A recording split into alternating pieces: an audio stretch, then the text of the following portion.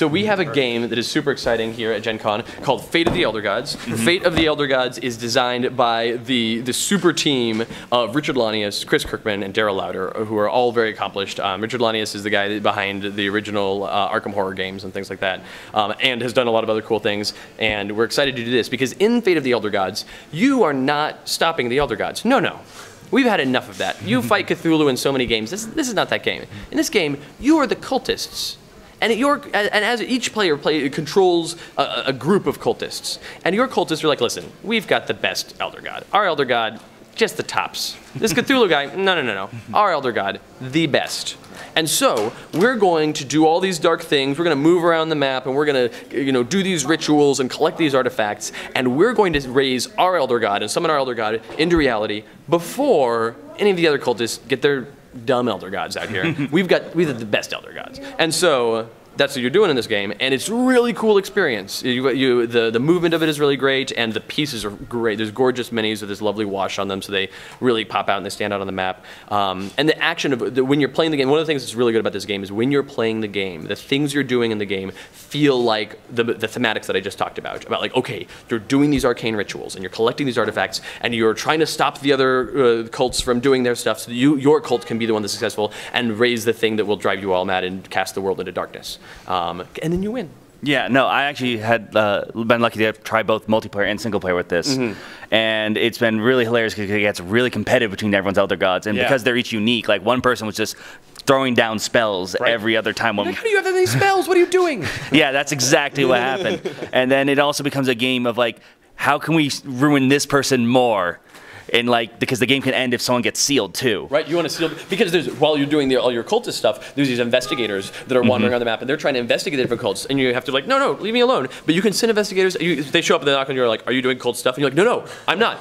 But he is. Like, oh, we'll check him out then. You're like, wait, why? So, yeah, so that becomes a great too, messing around with the investigators, trying to get them to get your opponents. But one of the big things I liked from the multiplayer version, doesn't make sense in single player as much, was the curses. You can curse your opponents, and what happens is the player to the right gets a card, and they actually read it secretly, and when the player does that, they reveal what it is.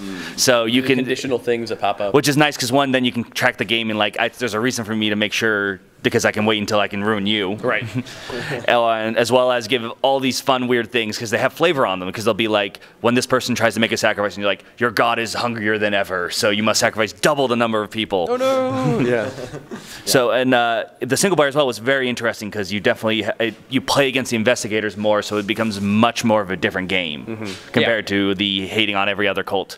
But there's also expansion as well, I believe? Yeah, there's an expansion, and the expansion adds the Beasts from Beyond, and it adds a bunch of cool monsters that show up in the outskirts of Arkham that are causing additional problems, but you can also, summon those monsters and do things and use them, but hopefully when you're using them, you don't overtax your resources and have them turn against you. So yeah, it adds an extra wrinkle with these awesome, grotesque monsters and their gorgeous miniatures. I mean, where's the fun of summoning your Elder God with Migos and Hounds of Tindalos? Exactly, you need those things. Those are important. Yeah. So, okay, great. So that's Fate of the Elder Gods. That's super exciting. What do I have next here? Next is Spirit Island. Spirit Island is a game that we have been working on together with the designer since 2012.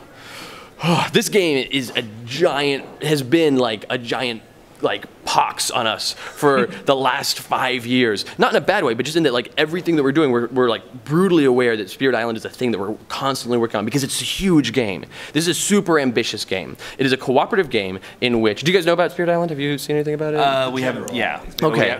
Yeah. Okay, cool. So in Spirit Island, you're playing as spirits on an island. All right, great. That's no way. Yeah, right, see? You didn't see that coming, but it's true.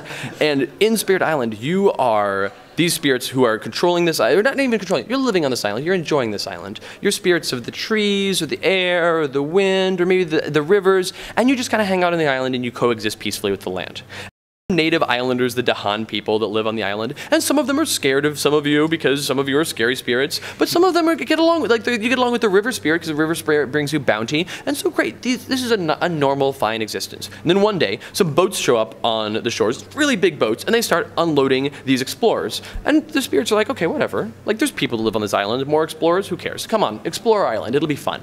And so they explore the island, and as they explore the island, they begin creating towns. And those towns, as they grow, start turning into cities. And the spirits are like, okay, that's weird. We've never had anybody be quite so like ambitious about this before, but I don't see how it could possibly affect us. But those towns and cities have pretty damaging effects on the environment. Their invasive farming and their very existence is blighting the land, and that blight is destroying the presence of spirits. And so the spirits now realize, oh shoot, we should have done something about this when it was earlier on, but now it's too late. These invaders are taking over our island. We need to destroy their homesteads, we need to drive them to the coasts, and we need to scare them off our islands before this island becomes uninhabitable to us. And that is what you're doing in this game. It's a cooperative, deep strategy game that plays in like 2 hours, and you have this gorgeous map with these really cool pieces. Here on the back you can see the explorers and the towns and the cities are these beautiful plastic pieces that populate the map. But then the Dahan Islanders are these little wooden huts, and then the spirit presence is taken up by these wooden discs. And so all of these like wooden pieces are the natural part of the island, but then the plastic pieces are invading, and you have to drive them away. So like every part of the game reinforces this thematic dissonance that's happening within the game and the opposition. The game is playing a 4X game against you, and you are the like highly thematic elements that are driving the opposition away from your island. It's super cool. It's really in depth. There's been a lot of great buzz about it. It just came out like a month ago, and people are talking about it. We're actually already, other than what we have at Gen Con, we're 100% sold out of our first print run. We did a first print run of thousands of copies and immediately sold it out. We sent it to Kickstarter backers, and then all of the distributors contacted us and said, we want lots of copies, and we had to tell the last few distributors, no, I'm sorry, we have to take a couple hundred at Gen Con. And we're even having to do some rationing at Gen Con so we don't like sell out first thing, because we want to make sure that people like who are just here on Saturday or something can pick it up. That's pretty impressive. Yeah, no, it's we're shocked about it. So not that we don't think it's good, but like it's a heavy enough game. It's a 2-hour, like highly strategic, cooperative, thematic game. Like we assumed it was going to be pretty niche, and we're thrilled at the fact that people are enjoying it so much, and we enjoy it that much. Like we love this game. We've been putting like the last half a decade of our lives into it. Yeah. Right. But we did not realize that there would be such a widespread demand for this sort of thing, because we're like, well, we're going to make it. There's going to be a bunch of people that like it, and that'll probably be the end of it. But now we're looking at, okay, we could maybe do a couple of the expansion ideas that we have. We do have one expansion for it called Branch and Claw that adds a couple of more spirits, but also it adds an event deck and some different things to kind of mix up play a little bit. I highly recommend you play the core game at least 3 or 4 times before adding in this, because this is complicated and this is more so, but it all works. It goes together. It's a heavy-duty game. You need to know what you're getting into. It's great. Tom Bassel of the Dice Tower, we were talking to him the other day about it because he played it and he liked it, and he was like, this is the first time I've ever had to follow what a rulebook says, because the rulebook says, if this is your first time playing, do X and Y and Z. Right. And Tom's like, listen, guys, I know games. I can just do it myself, which, like, hear me out, I do the same thing. Or, like, I don't need your intro scenario. And then he started playing, and he got, like, a third of the way through the game, and he goes, nope, scrap it, start over. We'll play the intro scenario. This is too much. But then he got it. He figured it out. So, anyway. I mean, that's not a bad thing to say, because that means that game has a lot of options then. It has. So, I have played this game since it came out. Right before this game, or right after this game hit our warehouse, because we didn't get the full copy of it. We got the production copies to be like, yes, this is correct. Yes, print the rest of these. Right. So we got the production copy in our warehouse, and then we immediately went to London for the UK Games Expo. And we were in London, and Paul, my business partner, who's the co-owner of Greater Than Games, he and I took this game to like every little pub in London and hung out there for a couple hours and just played this game over and over again. And like we've been playing this game for 5 years, but still we played this game over and over. And we're like, the pieces are done and everything's gorgeous. We kept playing it, and like we have probably since we got that copy and now, which was a couple months ago, Paul and I together have probably played this game, I want to say like 40 times. So the first time you really played this was in the main town of the country that's most known for sending out explorers all over the place. England is an adversary in this game. So you can play the game just against the game itself, against the faceless, nameless invaders, that's fine. And you're like, oh man, I played the last 3 games and we won. Good, great. You should try the adversaries. You should try the various levels of difficulty in the adversaries. They add a lot of difficulty, a lot of challenge to the game. I dare say that you cannot ever, if anybody came to me and said, you know what, I played everything that Spirit Island has to offer. I think I've full cleared that game. I'm like, no, you haven't. That is lies. There's too much.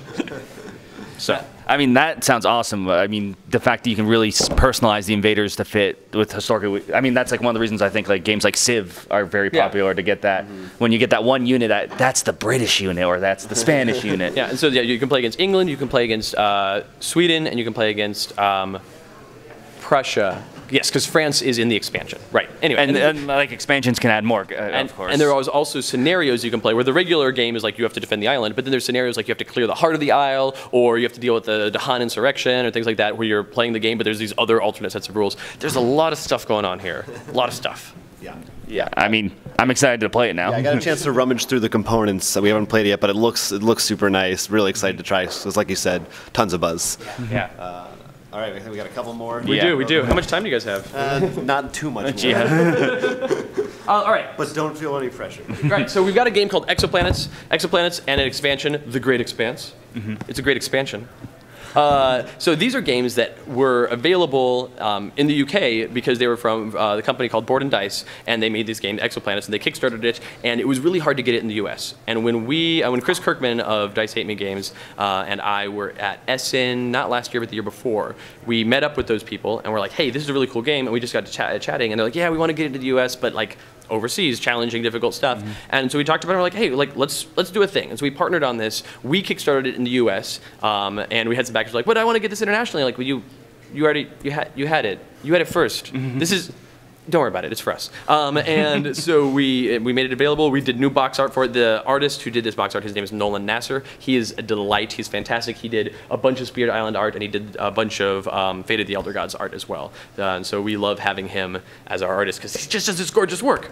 But yeah, so we got a new cover for it, and we spiffed up the rule book to like make really good sense to an English-speaking audience. But we didn't change the game. The game is the way it works in that you are essentially controlling competitively a solar system, and you are essentially creating life on planets. You've got these planets, and there's all this like cosmic stuff floating around, and you're grabbing bits of this and that to try to spark life on planets. And you have life happen, and then you kind of like work with it a little bit to help it grow, and then eventually it goes into decline, and you collect points from the various things that happen. And then over the course of the game, you're going to have this kind of the birth of this new solar system. Stuff happens in it, and the solar system slowly collapses. And how did you do by the end of the game? So it's a really cool like cosmic simulation of millions of years. And yeah, it's I actually have had the chance to play the base version. Yeah, and we had a lot of fun. And one of the things I like is very helpful for me is that there's the center of the sun is the timer, getting energy from there. Once that runs out, it's done. That's it. It gives everyone, which first you have everyone equal turns. You get to know how much time you have left, which is helpful in particular because this was one of those games where it's like I have 6 things to do and 2 turns left to do. So you have to by giving you knowing that, it really lets you have that good choice and multiple choices because you get points for hitting goals, which you can score for points at the end, or use to really buff up your abilities. But do that too much, and then a black hole or a solar flare might happen.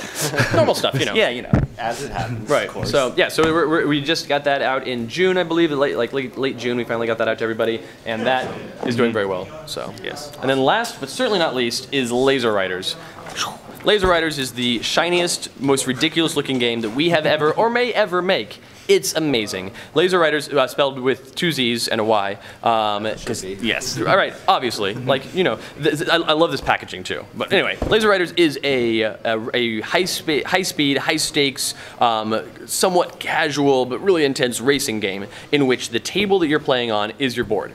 So if the 3 of us were playing a game of Laser Riders, we'd have various prisms out here on the board that we were shooting for. We'd start from the edge of the board, and we'd be putting out our pieces, and there's these like pieces that are foil pieces that represent the track of your thing, and it moves kind of like a Tron light cycle is essentially what you're doing. So you're like zipping around the board, moving your pieces around, shooting for these various prisms, and you need to collect 3 prisms, and you collect a prism by flying through that prism. But if you crash into the edge of the table or into somebody else's laser path that's behind them, you explode and go all the way back to the start. Any prisms you've collected are still yours, but you explode, which is sometimes tactically correct. Like if you've been like, I've created this big path, I can't get that last laser, I'm just going to blow up and come at it from a new angle. And so you got to collect 3 prisms, and if you hit somebody else's laser, also their laser from the point you hit it back to the edge of the table also goes away. And so you get these boards that are like these twisting piles of lasers until somebody crashes, and then everything gets like moved back. And then like I said, this packaging, it looks like this artifact where there's these VHS tapes here, and each of these is one of the different characters. There's the Phantom Cosmonaut, the Super Sheriff, the Laser Shark. Who am I forgetting? Oh, this, of course, the Galactic Wave Rider. I was going to say it was like the Silver Surfer. No. And he's not, but he's the Galactic Wave Rider. And these ridiculous Saturday morning cartoon type characters. And we've got like the foil sticker here, and the box is damaged and taped back together. And it's like it looks like it actually did come from the 80s. Right, made its way here. To be an artifact. The thing itself, like on your shelf, you look at that and people are like, what? I've never seen those. Like, there's nothing to see. It's a board game. We're like, what? We do have a soundtrack available for it. Also, we commissioned a custom soundtrack. That seems like the perfect thing that needs that over-the-top soundtrack. Oh, it's ridiculous. It's all like 80s synth pop. So yeah, but it's very cool. It's very fun. It's a fast-paced game. It takes like 15 to 20 minutes, and it's really high adventure or high excitement, and people really like it. So, and then, that came out at the same time as Spirit Island, and has been also doing very well. So. You guys have a ton of stuff. Right. All of it's that we've played is really fun, and that we haven't yet sounds really cool.